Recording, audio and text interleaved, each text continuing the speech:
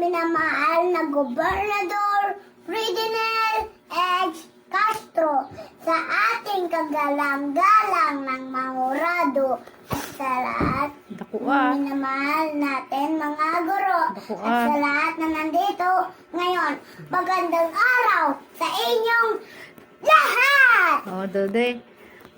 Ang tema ng aking ginawit ay usain. Usahik. Ukasan, kaligtasan, at karapatan ng kabataan ipaglaban. Ginawit ko ang cellphone sapagkat ito ang kalimitang ginagamit ng kabataan ngayon.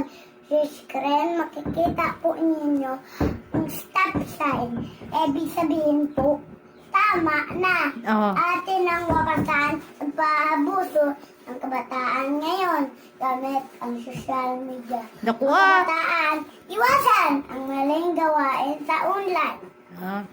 Dahil tayo ang bukas at simbolo ng susunod pang henerasyon.